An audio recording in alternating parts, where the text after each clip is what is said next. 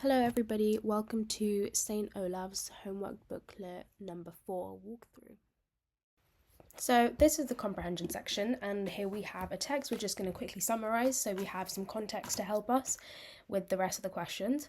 So as you read, you'll see a text titled Packing Up, and it's about packing up. Someone's grandmother has died and they have to pack up her house after a funeral, and while they're packing up they find things that trigger nostalgia, they find things that make them cry. So it's sort of a difficult process, and it basically talks a little bit about how the grandma isn't a hoarder, but she does have a lot of things since she grew up during the Great Depression. So try and pick out key points that's important maybe.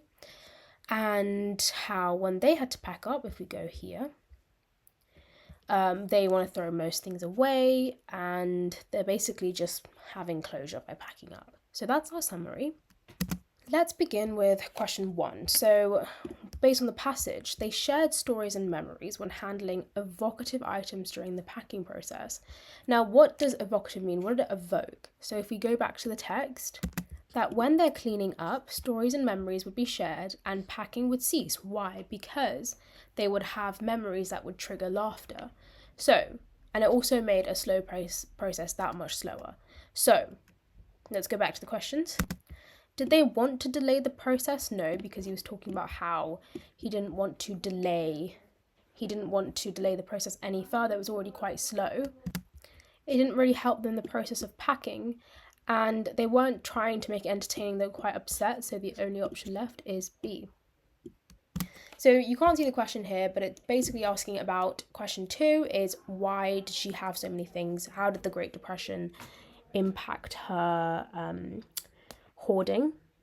And what effect did the Great Depression have? So we know she wasn't, it's not that she was materialistic. She said that because of if you go back to the text, you'll see the period of poverty and austerity that they experienced during the Great Depression meant that she never wanted to be wasteful again, because they had to be very rationed during the Great Depression. So it's not that she never kept anything. We know that for a fact she did, because that's why they were going through all the things. She wasn't buying new. She asked for everything back. For example, the gift wrapping paper, you'll see that. And she was sentimental, but not materialistic. The most likely answer is B. Question 3, based on the passage, what was the views of the grandmother's habit of keeping things? Now, they did, to some extent, admire her because they do recognise she's from the Great Depression. However, it's not really, they're having to pack up her stuff now. It doesn't really help them. He explicitly says it wasn't hoarding. And it wasn't that she couldn't adjust. It was that was how she was brought up. What it does explicitly say in the passage, let's go back, that we were all fully immersed in the disposable culture and did not feel the need to prepare for future economic crises. So it explicitly says that they don't need these items in their disposable culture. Therefore, C is the answer. So over here, we have to be careful. It talks about how the inference that can be made to throw away most of the items. Let's go back and read. Here it says, we picked up the things we seemed valuable because they had sentimental value. The rest, so most of the other things, the preservatives, the 4 times repaired lamps, blah, blah, blah, they did not have any sentimental attachment to them, the most of her belongings, and therefore found them useless to them. Therefore, A is the correct answer. Now, the other ones, it doesn't necessarily say anything about guilt. Remember, you don't want to say anything that's not there. And it doesn't say anything about giving it to someone else and being valuable to someone else. I assume you can infer about B. However, it explicitly says that they had no sentimental attachment to A. So the whole text is about how they are now, not the whole text, but a lot of the text is about how now we are in the disposable culture. You don't need to prepare for economic crises.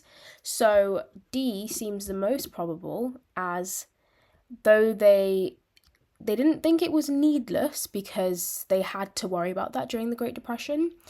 However, the author explicitly says that in their own disposable culture, they don't need safety nets with preserved foods.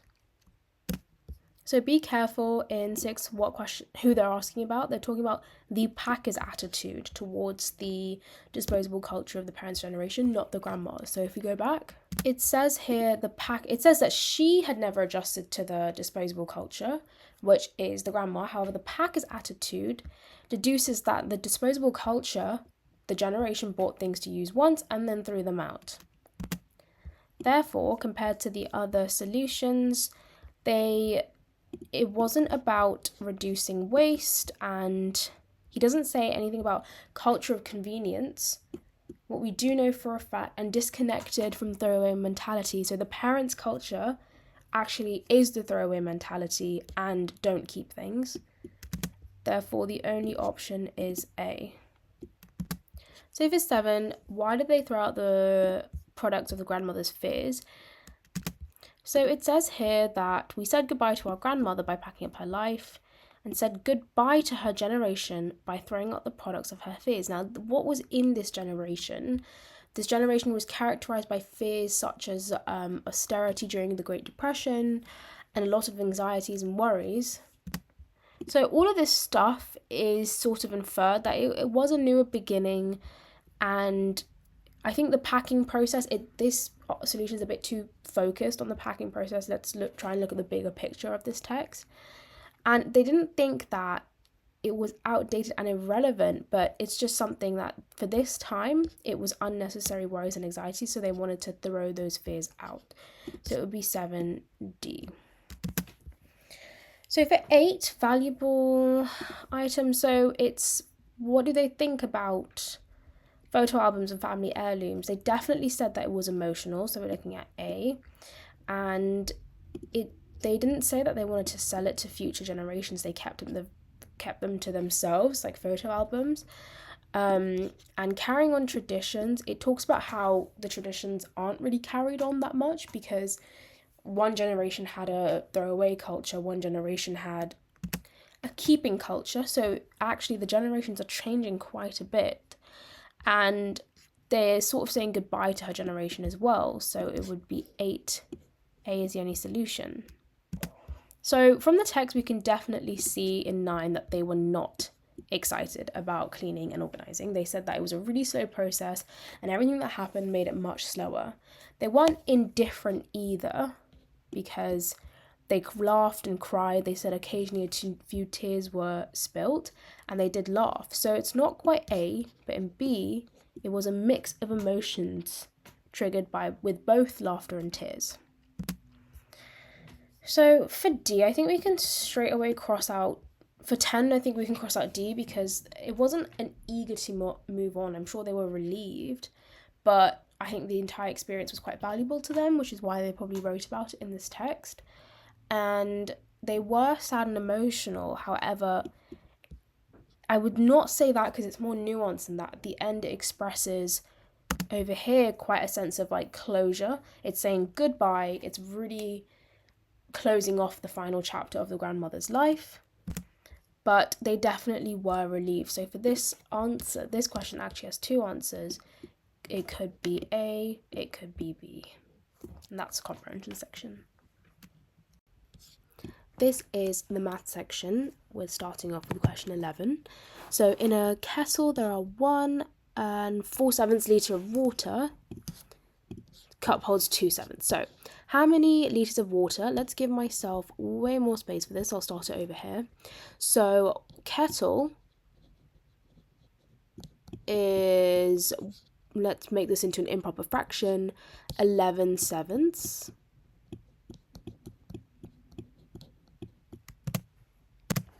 Because we have 7 times 1 is 7, plus 4 is 11. Now a cup holds 2/7 of water. So what we need to do is divide how much water is in the kettle by the cup.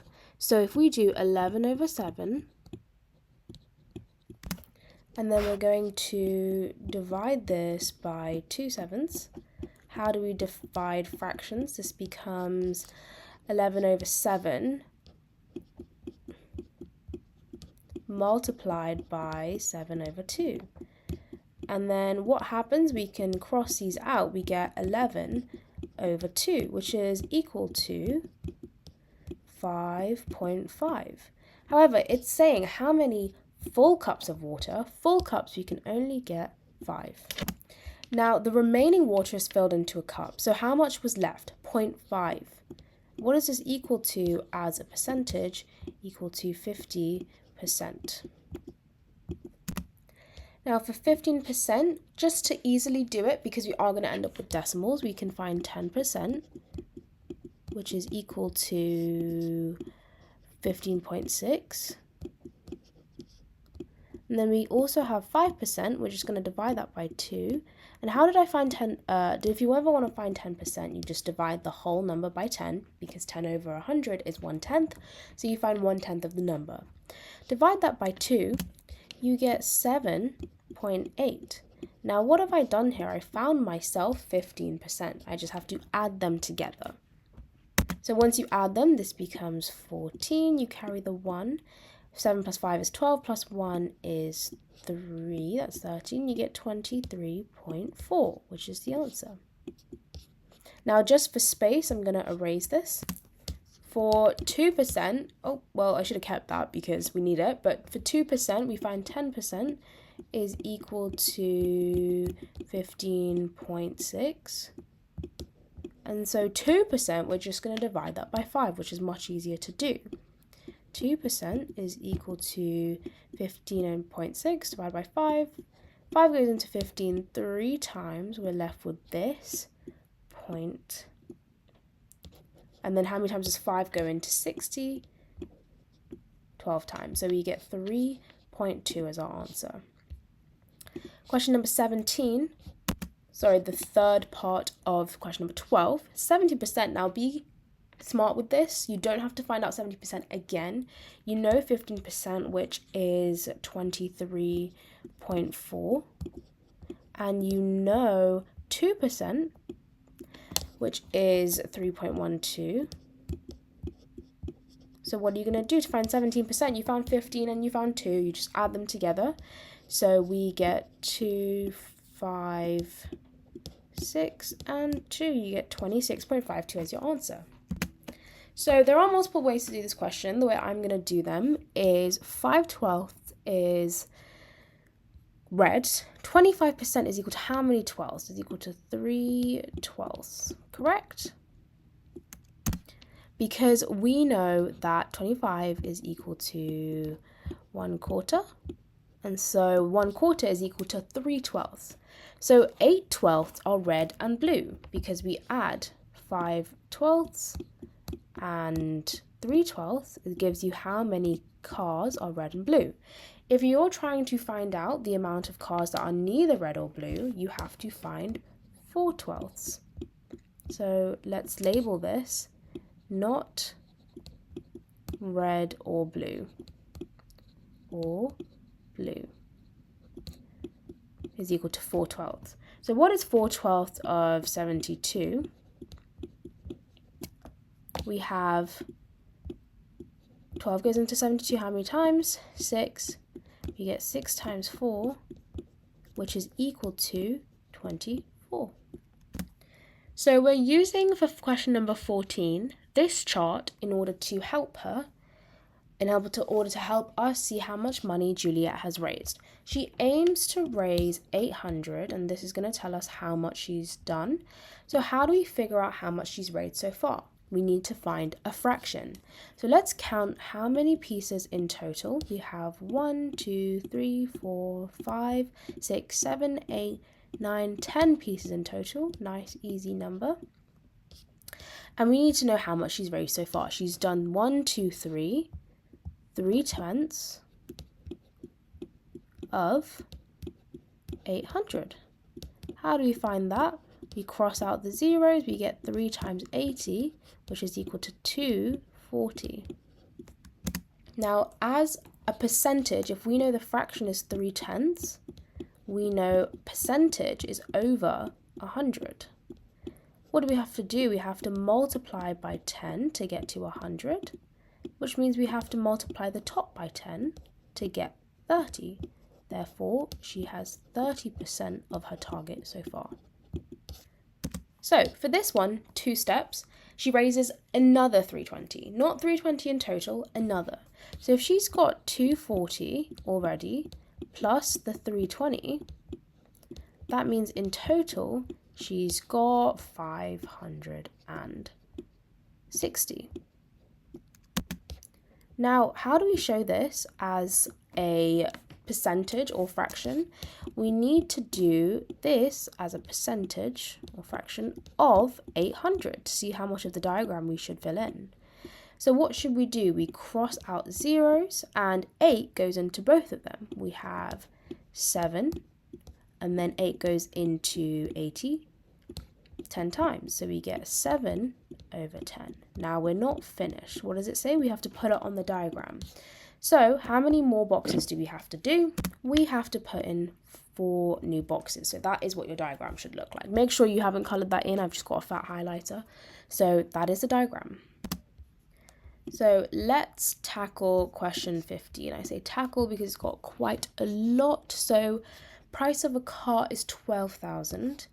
We need to find sale price. So sale price.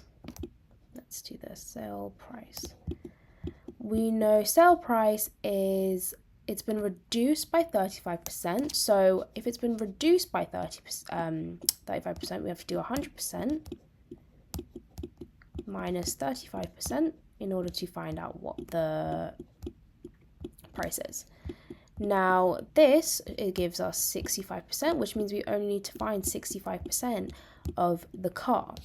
So if 10% is of 12,000 is just, we cross off one of the zeros, whoops, there we go, is just 1,200. Then we know 5% is equal to 600. So how do we find 65%? We're going to multiply 1,200 by 6, which is equal to 7,200 plus 5%, which is 600. So in total, she has to save up 7,800. However, how much money does she have? 7,350. So we need to subtract 7,800. We need to subtract 7,350. Now, how do we do that? 0, borrow. We get 5, 4. She has to save £450. So percentage increase is new price minus old price over original price. Now, for the sake of calculation, let's just pretend these are pennies. So 810 minus 720. We end up with 90 over 720. Now, what does this mean as a fraction? We cross out, we get 1 over 8, because 9 goes into 72 8 times. Now, as there are just some percentages you should know, so 1/4 is 25, a half is 50, 1/8 is equal to 12.5%. Now, you can work that out doing the calculation, but just for time, we won't. So the answer would be 12.5% percentage increase. So for a pie costing originally 200, that's 200p, let's say 100% is equal to, we know 10% will be equal to 20, and then 2% means you have to divide 10 by 2, you have to divide 10 by 5, so we have to divide 20 by 5 to get 4p. To get 12%, we have to add them together. It's been reduced, so we have to do 200 minus 12p, 24p, which is equal to £1.76. So if it originally costed 80p, that means reducing it by 20%. We know 20% is just dividing it by 5. So dividing 80 by 5, we get 16. So we just have to do 80 minus 16, which gives you 64p. For question 18, it's been reduced, the rug has been reduced by 30%, which means £280 is equal to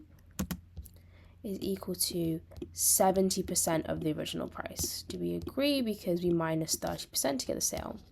So if that's equal to 7/10, then to find 1/10, we divide 280 by 7, which gives us £40. So what's the original price? We have to multiply this by 10 to get the full price. So 10/10, which is a whole, is equal to 40 by 10, which is equal to 400, which is our answer. And you can see that circled there. Now let's take 19 step by step. We're going to first, so it's asking a fraction of a fraction of a fraction of 300. So this is the biggest fraction. So let's first find 40% of 300. So 10% is equal to 30. Therefore, 40% is equal to that times by 4. This becomes 120. So we found 40%. Okay. Now we have to find 30% of 120. So 10% of 120, and then this is the 30%. We're figuring this out. 10% of 120 is 12. 30% is equal to 36. Now we have to find the 25% over here. Let's just do this systematically. We need to find 25%, which is just dividing it by 4, of 36 is equal to 9. Therefore, our answer is 9. So for this, we have to figure out how many adults we can hold in total. So 2 adult section, let's say adult, is equal to 2 times, so 2 sections of 80 seats, which is equal to 160. And then pupil is equal to, let's make that more clear, is equal to 4 sections of 100. So 4 times 100, which is equal to 400. Now, if adult was 50% full, 50% is equal to just half, so we get 80 adults. However, pupil was 70% full, so 70% is equal to, so well, we know 10% is equal to 40. Therefore, 70%, we're going to multiply by 7, is 280. Now, are we done? No, because total is equal to 280 pupils plus the 80 adults, which is 360. And that is the math section. Let's begin the verbal reasoning section with question number 21. The first thing we have to do is arrange these weekdays into ascending order, which means smallest to biggest, on the number of vowels. So what I'm going to do first is list off the number of vowels. So here we have 1, 2. Here we have 1, 2, 3. Then we have 1, 2, 3. And then we have 2. And then we have I and A, 2. Now, what comes third in the list? So we have to, if there's a tie, you put them in alphabetical order. So smallest to largest, we have Monday, Friday, Sunday. So let's put these in alphabetical order. We would have Monday first, then we would have Friday, then we would have Sunday. So what's it asking for? We need third in the list, and we've pretty much got that already. So we've got D as our answer. Now here, they already give you the odd numbered months of the year. You need to put them in ascending order of the percentage of vowels in each word. So this is quite a long one because you have to find percentage of vowels in each word. So if we know how much January has, 1, 2, 3, 4, 5, 6, 7. And out of that we have how many? 1, 2, 3. 3 out of 7 in January. We have 1, 2, 3, 4, 5 letters in total, 1/5 for March. Now May has 1, 2, 3, and 1/3 of those are in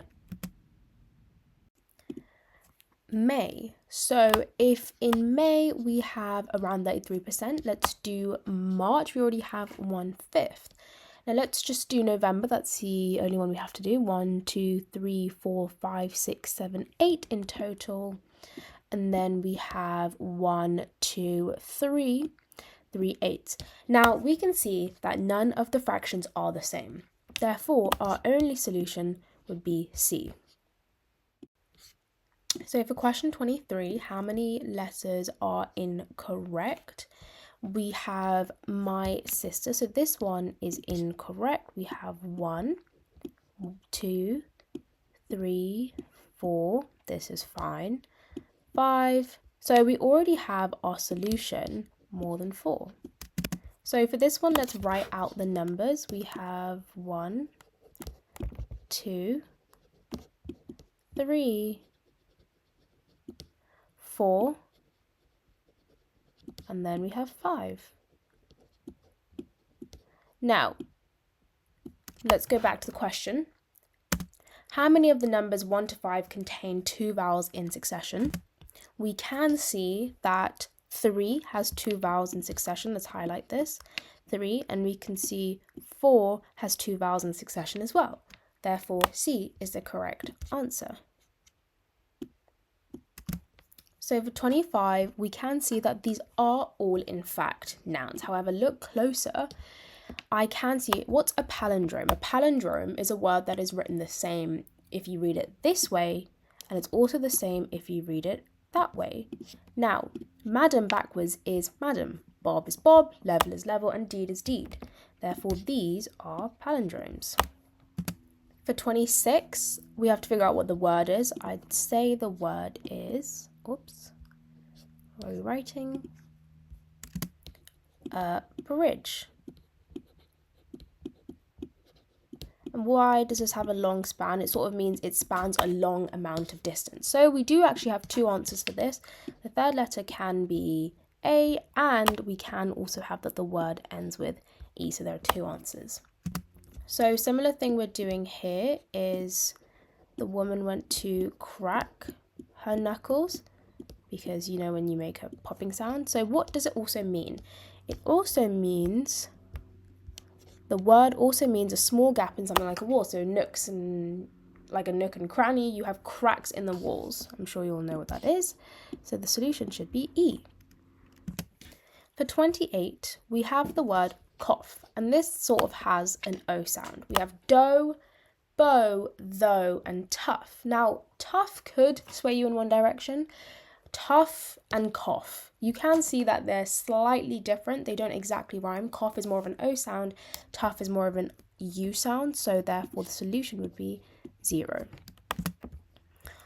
I can see that the first word we see is a 4-letter word. Therefore I can see meal is at the end of one word and at the start of the other. Therefore the first letter has to be M.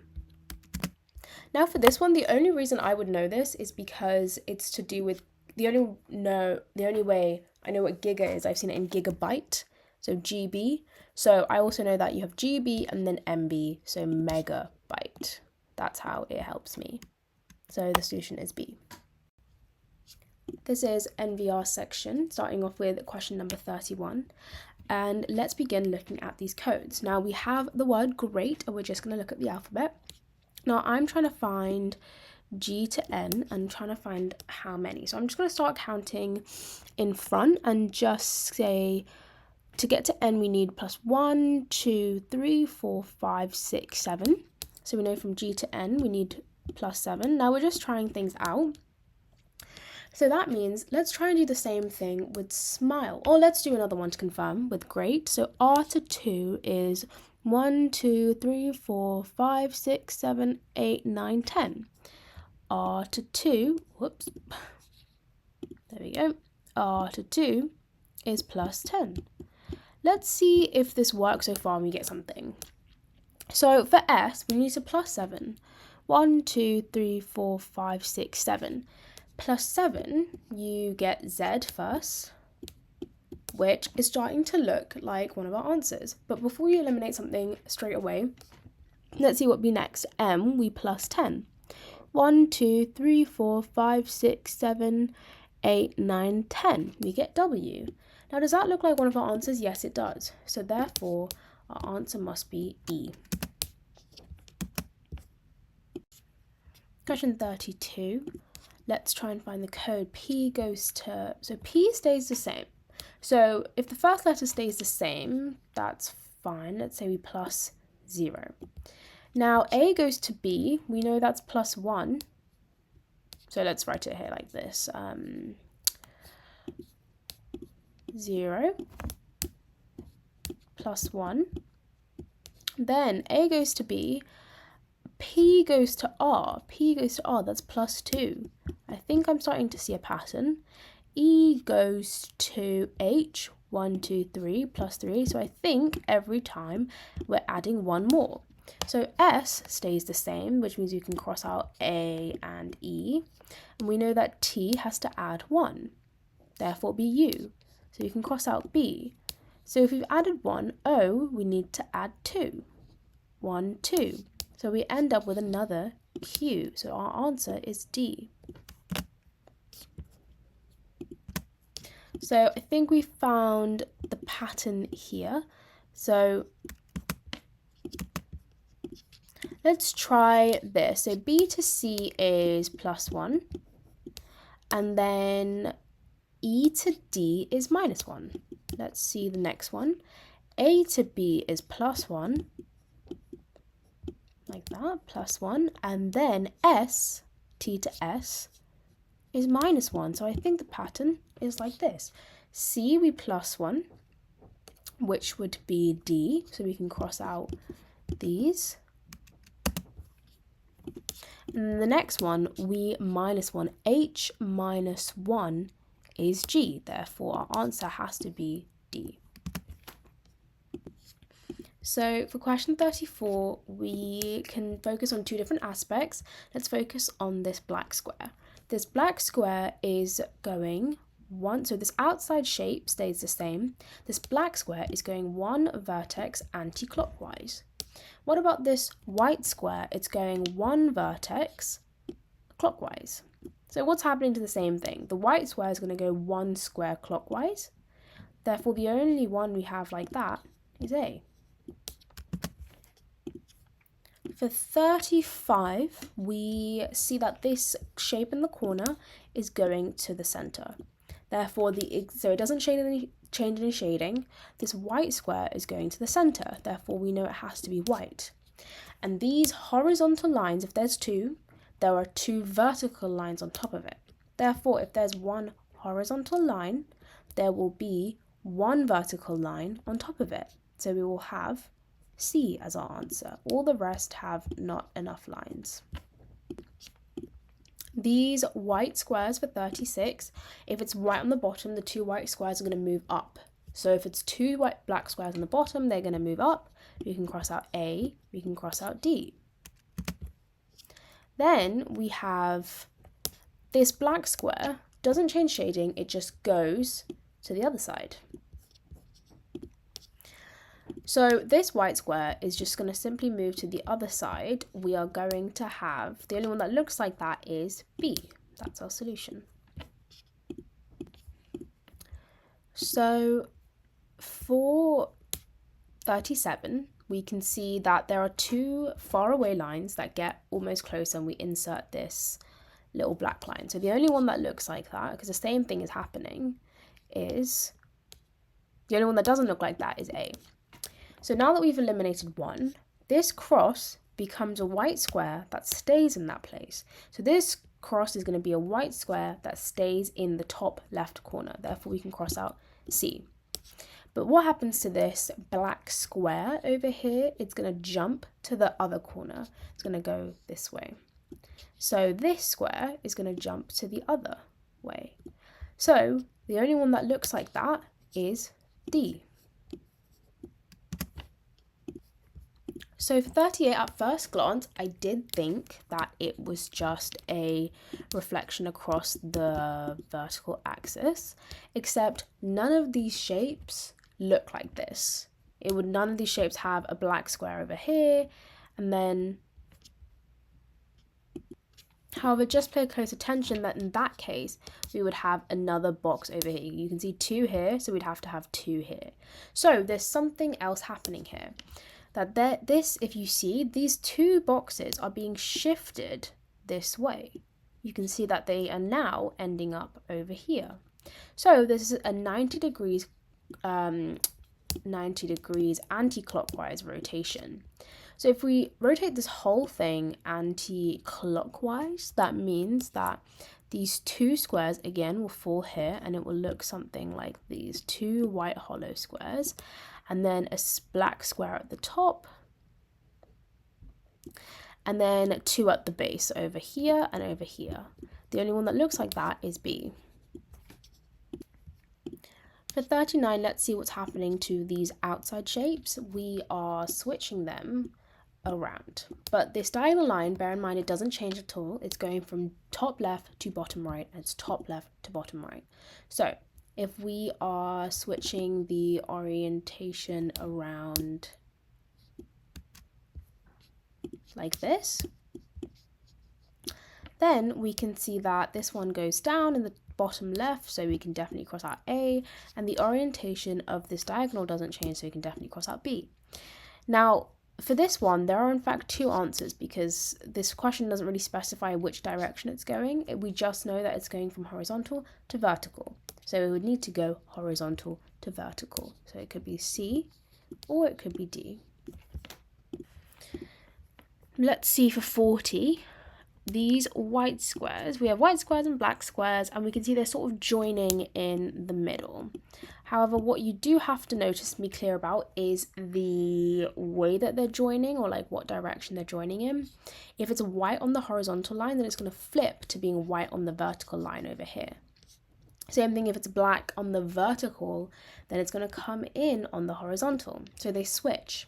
So let's see, we can definitely cross out A and C because there's no flipping of the shapes, and there's no black and white. We need to have both. But if it's coming in, these white squares on this diagonal, then it needs to flip to the other diagonal. So it must be white in this section and this section. Which is the only one that looks like that? D. We have D. And that's the end of NVR.